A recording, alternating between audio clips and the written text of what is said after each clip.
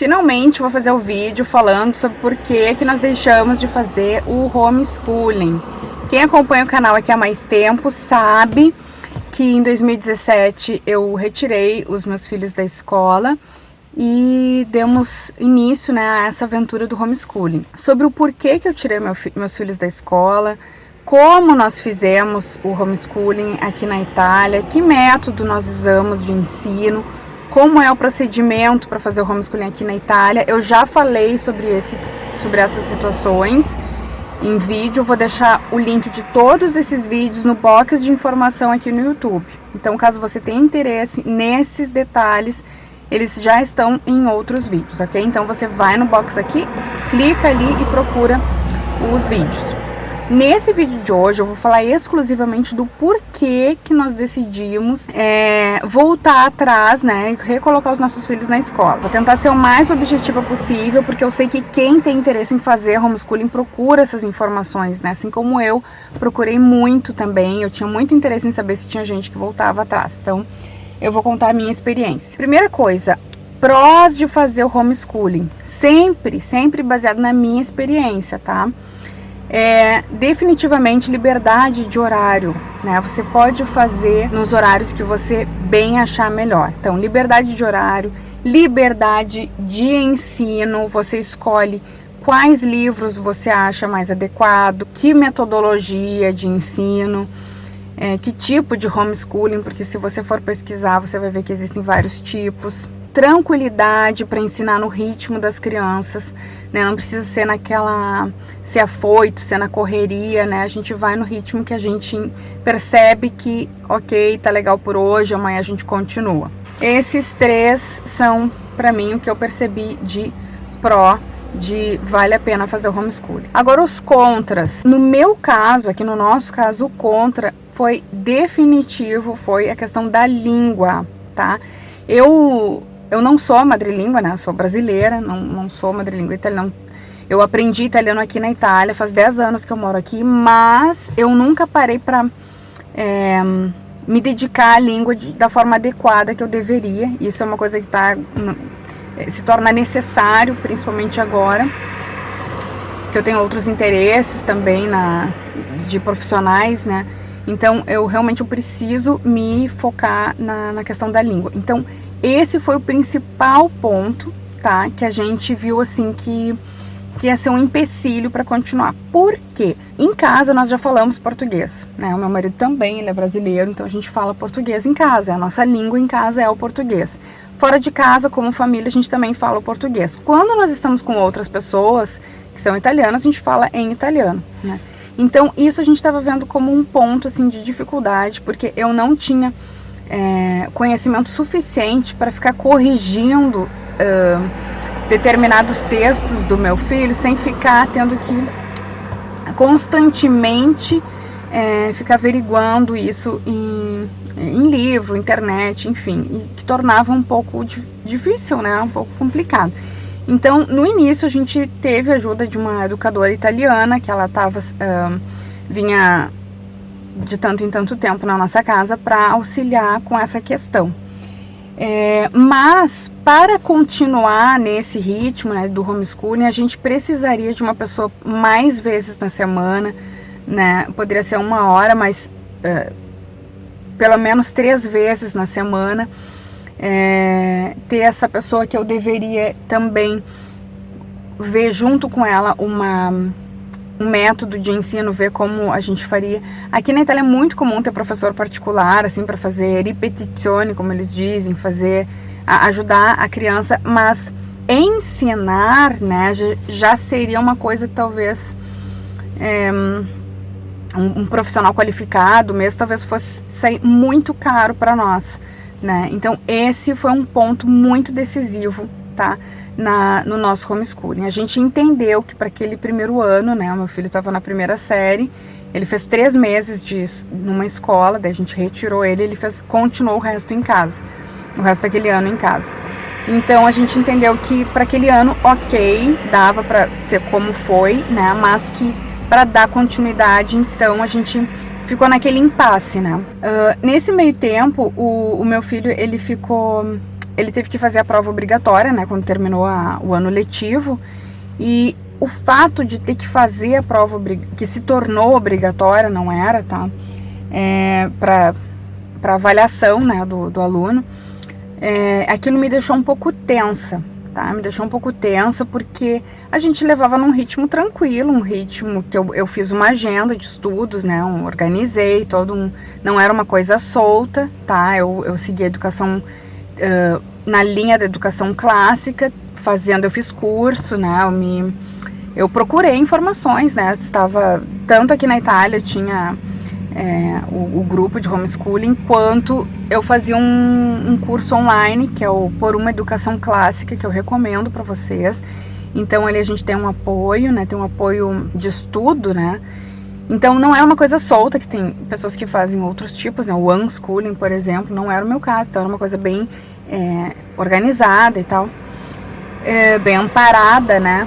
Mas quando a gente teve que fazer a prova, eu senti que eu tinha que mostrar um trabalho bem feito, assim, com uma certa atenção, porque daí tinha o dia da prova lá, tive que já não dava assim para ficar assim tão relaxado nos nossos horários, mas isso foi uma coisa minha, né, uma coisa que eu senti assim, vamos lá, temos que fazer isso aqui, temos que cumprir esses determinados estudos aqui, sabe, me senti um pouco nessa pressão, assim, até quem faz homeschooling aí, gostaria de saber como é que você se sente em relação a isso, né, quando tem que dar essa avaliação.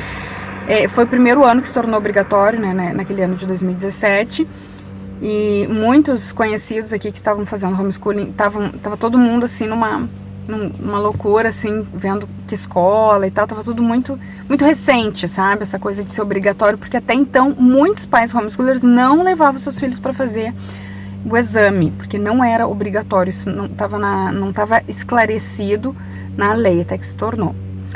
Então, gente, essa foi uma questão, na questão da língua. Então a gente passou a estudar o que nós faríamos. Vamos procurar um professor particular, vamos procurar uma escola diferenciada que siga mais ou menos aquilo que a gente quer para os nossos filhos, né, que não seja o tempo integral, né, que aqui na Itália é tempo integral na maioria das escolas aqui no norte da Itália, não sei que mais pro meio da Itália, no sul não é assim. Então aqui amanhã e tarde, a gente não era de acordo em ser assim, a gente achou puxado demais, não era necessário porque eu estava em casa, né, essa obrigatoriedade de ser manhã e tarde é um pedido dos pais, tanto é que eu falei com a diretora, a responsável pelas escolas onde meu filho estudava na época, e ela disse que os pais vão lá e pedem por mais tempo. Eles têm o pré-escola, que é um período antes de começar a escola, e tem o pós-escola, ou seja, tem gente que deixa os filhos o dia inteiro lá, fica não sei quantas horas, e não era o meu caso, né, eu não estava de acordo com isso, então eu fui lá pedir para ser menos, eu fui das mães chatas, né, que vão lá para pedir menos. Eu entendo que tem gente que trabalha, que precisa ter um lugar para deixar os filhos, eu entendo isso, mas eu acho que os dois casos precisam ser acolhidos, né. Já que no caso de pais que querem deixar os filhos menos tempo na escola não são acolhidos, a gente tem que buscar alternativas. Então a gente percebeu que comecei a procurar professores particulares, via a hora que eles cobravam, era uma coisa assim que ia ficar realmente muito cara para nós, para ir assim 3 vezes na semana, e ainda eu ter que dar as outras lições além daquela, né, do italiano, de ver com essa professora, enfim. E a gente começou a procurar também por escolas alternativas. Tinha uma escola que estava para sair, que era a escola de pais, que os pais se juntaram para pagar uma professora que tinha essa linha, né, de pensamento do homeschooling e tal, ia sendo um lugar, olha, a ideia era linda, tudo muito bacana, mas no fim acabou não saindo, não surgiu um número suficiente de alunos para sair a escola. Então a gente acabou optando, achamos uma outra escola cristã, que era só todas as manhãs e 2 tardes, e a gente achou bacana a ideia. Não ia ser tão cara, uma escola privada, né, não ia ser tão cara quanto, né, um professor, né, ter um professor particular. Inscrevemos o nosso filho ali nessa escola para fazer a 2ª série. Ele foi aprovado, né, ele fez aquela prova do estado, passou, né, foi aprovado para a 2ª, e aí inscrevemos ele na 2ª. Mas voltando nos contras também, a outra questão que eu senti muita dificuldade foi ir sozinha em locais que exigissem que fosse só eu, que não estivessem as crianças junto. Por quê? Eu moro aqui, eu e meu marido, né? e a gente não tem assim uma pessoa para ajudar com a casa, assim, tudo por uma questão assim de economia também. E babá também às vezes era complicado, então eu dependia algumas vezes de amigas, né? Deixava na casa de uma amiga ou de outra, né? Ou pagava alguma babá, né? Para vir estar com eles um pouco. Outro contra foi isso, foi essa dificuldade de conseguir ir nos locais, né? Sempre depender de alguém ou de alguma babá também para poder ir. Eu tava grávida, né? Quem acompanha aqui o canal sabe, eu tava grávida da minha caçula. E então eu tinha muitas consultas em hospital, do pré-natal, enfim, né? E isso, e fazer exames também. Então tinha que fazer uma logística toda para conseguir deixar as crianças com alguém, ir no lugar, voltar, né? Aqui uma babá, às vezes, mais ou menos 10 euros a hora. Lá no hospital tu não sabe nunca quando tu vai sair, às vezes vai ficar 4 horas. Então, tudo isso tinha que pesar. Basicamente, os dois contras, né? Do porquê que a gente acabou saindo, né, do homeschooling foi esses dois, né? Foi essas duas situações, principalmente por causa da língua. Então, o meu filho ficou 8 meses que a gente fazendo homeschooling, e a minha filha eu continuei mais um ano depois disso, né? E ela entrou só esse ano, ela começou agora em setembro, para fazer o último ano da escola materna. E o meu filho agora está no 3º ano. Tem algumas questões, a gente sabe que hoje em dia está bem complicado essa questão da escola. No Brasil a gente vê aí que tá feia a coisa, né? Questão de doutrinação das crianças, enfim, tá feio demais. Aqui na Itália também não estamos muito longe disso, né? Então nós estamos sempre acompanhando de perto. O fato da escola que a gente escolheu ser cristã, isso foi um ponto muito importante para nós também. Mas tanto eu quanto meu marido, nós somos muito tranquilos que, se caso seja necessário a gente retirar os nossos filhos da escola por uma dessas razões, para a gente não estar de acordo com algum tipo de doutrinação que estão querendo colocar, nós voltamos para o homeschooling, a gente se adequa, a gente tenta fazer de algum modo.